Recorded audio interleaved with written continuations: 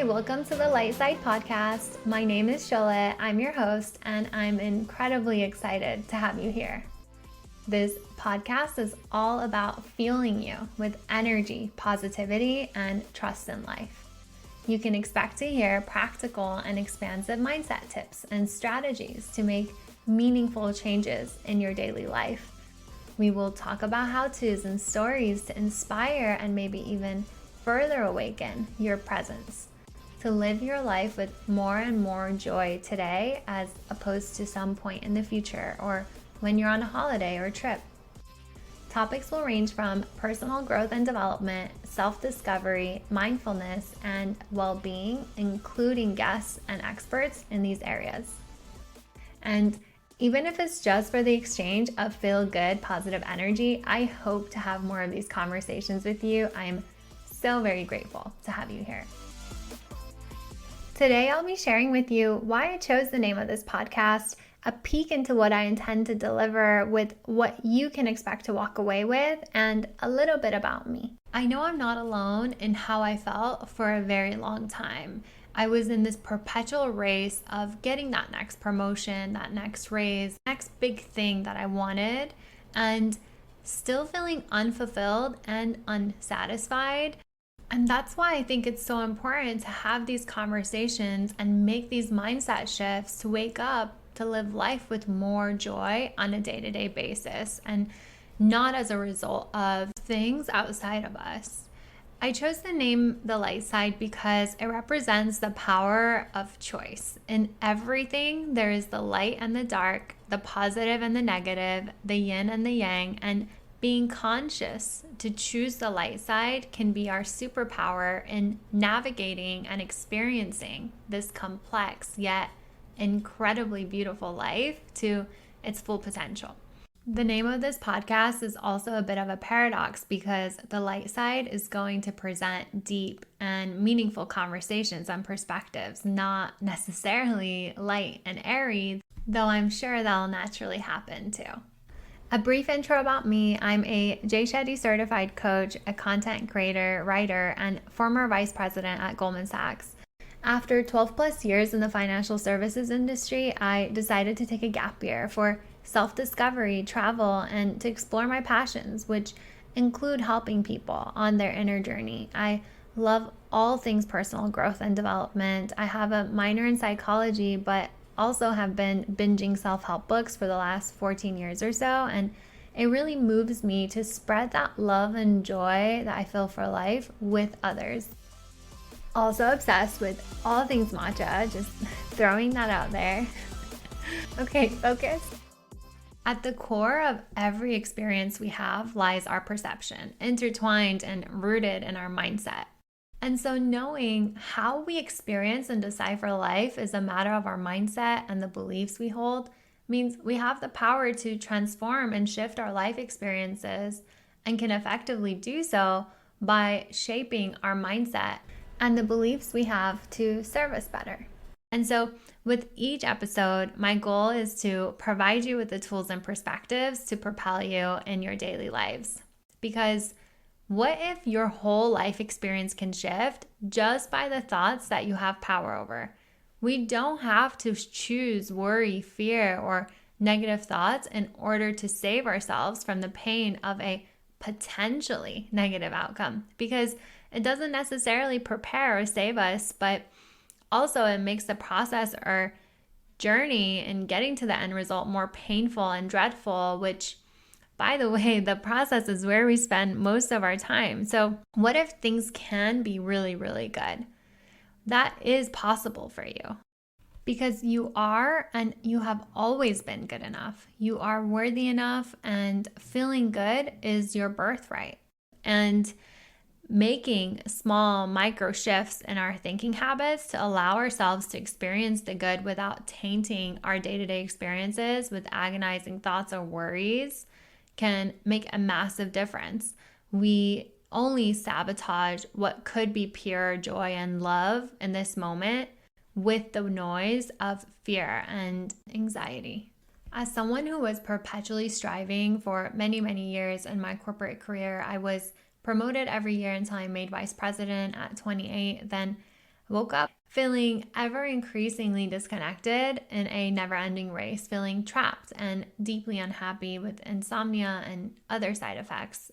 Fast forward to today, I now know what it takes to step into your power, transform habits and beliefs that aren't serving you, to really find your truth and awaken to living your life in alignment with what makes you feel alive and happy today instead of a later date. Because life truly inspires me. You can ask anyone that knows me and they'll attest to it. I wouldn't be me without this deeply rooted and grounded faith I have in life. And so, to share a quick story about how we continue to be guided towards what we need to be doing in order to fulfill our life's purpose, our soul's purpose. I first started my blog in 2013, writing about life and spirituality.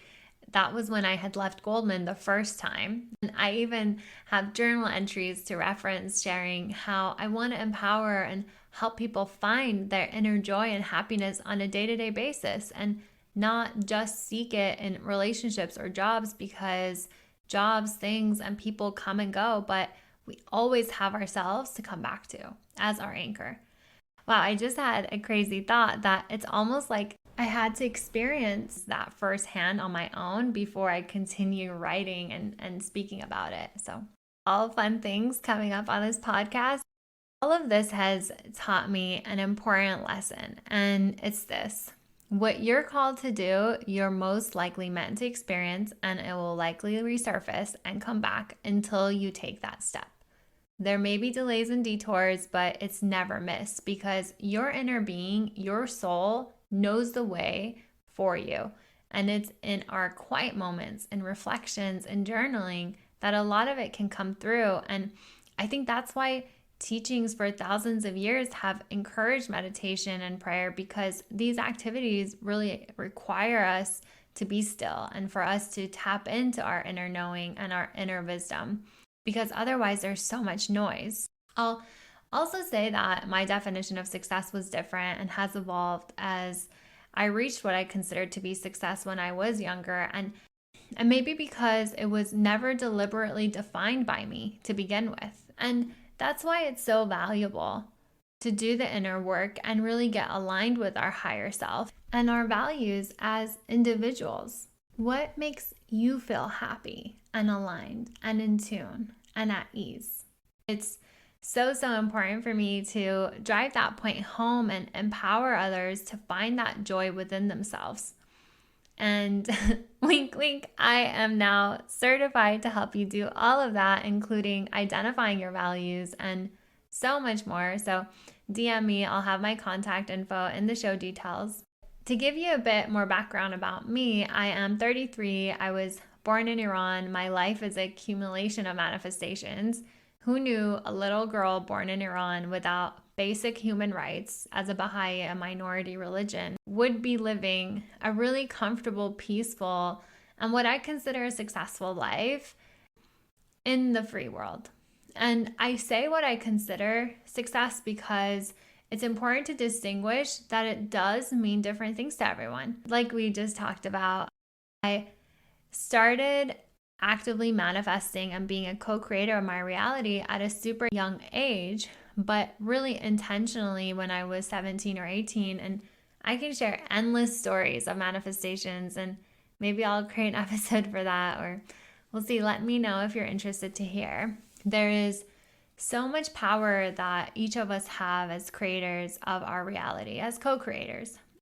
And I want to empower you to tune into that, because it's a matter of choice to play that role in your life, to take responsibility for your thoughts and actions and be a deliberate creator. And I don't mean that by controlling every little thing, not at all, because that doesn't work. We'll definitely dive into that in another episode. But to be tuned in, to be proactive, to be deliberate. You don't have to be reactive to your circumstances. I understand that, for a lot of us, we're dealing with the cards that we have been dealt with. But what if we can change that, right? What if we can change that spread? I also want to say that I've been inspired by so many great minds. I've been a lover of wisdom for as long as I can remember. And as I stepped into this new journey of being an entrepreneur about 10 or 11 months ago, I've been navigating a lot of changes in my life. Not only did I leave my long term corporate career of over 12 years, but I gave back my apartment in a city I never thought I'd consider leaving. Another profound realization that I've had that I like to share with you guys is my source of happiness and where it stems from now. For background, I've been in love with New York City since before I moved there in January 2015. This dates back to for as long as I remember. And the first time I actually stepped foot in the city, not at the airport when we arrived to the United States, it was actually for analyst training with Goldman Sachs.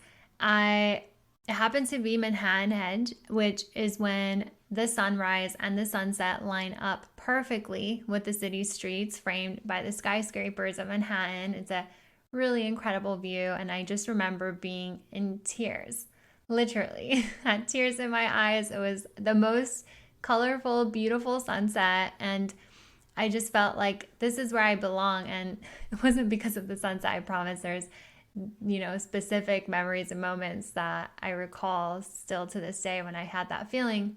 But the sense of being at home in New York is stronger for me than anywhere else I've lived. Once I got to New York and moved there with a job and an apartment, I can't say it more simply than I felt like there's no way I'm leaving anytime soon, or maybe ever, in fact. And the point that I'm trying to make is the last year was a transformative year around detaching from places and things that I had deeply invested in. And what I'm learning to be true now is that my happy place is within me. It's within my energy and the habits, the micro habits that I've implemented in my daily life that bring me joy and sustain my energy.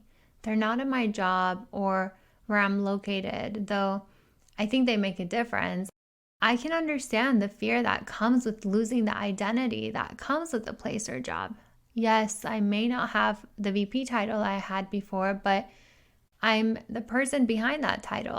I still have the skills title. I still have the traits and characteristics. I'm still a thought leader, a self-starter. I still have tenacity. I still have drive and a deep sense of ownership and accountability.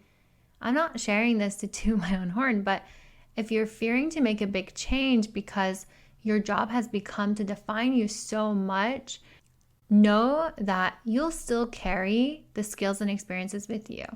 And if a change is made gradual enough, the risk isn't as heavy and you can see how it works out for you and you can always go back. That road doesn't just permanently disappear and dissipate. Unplanned diversion in the content I had planned for this episode. Back to what we were talking about. Where was I? What I find fascinating and love about life so much is that once we make a decision, everything else begins to unfold. Our choices are so powerful in that they orchestrate events that need to happen in order for us to move forward. Our decisions are the first domino that knock down the rest. And so it's so empowering to know that when we are in a waiting space and not making decisions, that's when we get stagnant. I left my role at Goldman 11 months ago and really started my coaching practice a month later after getting rid of all my things and moving across the country. Things moved really fast. I got to California in October, and by mid-month, I had clients lined up and had coaching calls by the end of that month. And it really hit the ground running. I was thrilled. But one of the lessons I'm continuing to learn is to slow down. Progress over perfection matters so much more. It's not about getting to the end or the finish line, but really enjoying the process. I've been a big doer for most of my life, and to shift from being a perfectionist and hyper productive to being more present with what is has been the one thing that's given me more time back. You'd think as someone who was hyper productive, it'd be the opposite case, but now I can actually feel time and I'm present with time. It's not just flying by. But all of this to say that a lot can happen and change in a short period of time, or however long you want it to. All it requires is our willingness to shift the way we think or how we view something. And a lot more can come into play. We'll expand on that on upcoming episodes, but I'll also add a lot of people consider me to be really lucky by the timing and events that occur in my life. But I don't believe that's by chance or coincidences. I believe it's through deliberate intention, creation, and belief in the good, the light side, which is available to you and it will show up for you. We tend to see what we want to see or believe. And you might say, why would I want to be negative or have negative beliefs or thoughts if they're not really there? And we'll dive into that. I aim to spread that knowing and that power of positivity that resides within you so that you can tap into that and experience that on a frequent basis, because you're meant to be happy and to live your life to its full potential. My intention with each episode is for you to walk away fueled with energy, positivity, and trust in life. So lean in, let's grow together. I hope this resonates with you, and I look forward to hearing from you. Please DM me if you have any questions or feedback, or just to say hi. Please subscribe, leave a review or comment, and tune in. I'd love to have more of these conversations with you. I think I may have said that like 5 times, so I'll stop. I appreciate you for being here. Until next time, I send you tons of love.